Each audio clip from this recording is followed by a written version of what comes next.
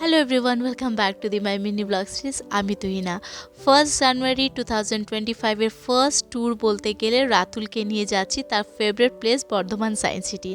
হ্যাঁ, তার জাস্ট 2-3 দিন আগে আমরা ফিরেছি দীঘা থেকে, তো মুখ চোখ একদম ক্লান্ত দেখেই বোঝা যাবে, এতটাই শরীরটা ক্লান্ত।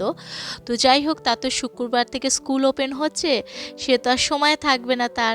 তো তাই আর কি, ওকে যদি একবার বলি না যে সায়েন্স সিটি যাবে, ব্যাস তার সঙ্গেই ওকে আর বাড়িতে রাখা যাবে না। বলতে না বলতে এক্ষুনি আমাকে সায়েন্স সিটি নিয়ে চলো, ও এতটাই ওর প্রিয় জায়গা বলতে গেলে। তো আমার সব থেকে বেস্ট পার্ট লাগে এই বর্ধমান সায়েন্স সিটির অ্যাকোরিয়াম। কিছুক্ষণ দাঁড়িয়ে জাস্ট মাছগুলোকে এক ইয়েতেই দেখতে থাকি, এতটাই আমার ফেভারিট প্লেস বলতে গেলে।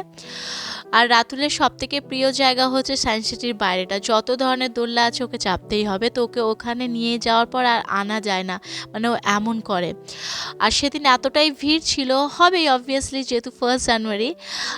Wish you a many many happy new year always. আমি এর আগে অনেকবার উইশ করে দিয়েছি, তাও একবার উইশ করছি। সেই আগের বছর এসেছিলাম, কীরকম দিনগুলো আসছে কীরকম দিনগুলো যাচ্ছে না, সেই আগের বছর এসেছিলাম সায়েন্স সিটি। যাই হোক, তো প্রচণ্ড ভিড় ছিল, বেশ ভালোও লাগছিল, অনেকজনকার সঙ্গে দেখাও হয়েছিল।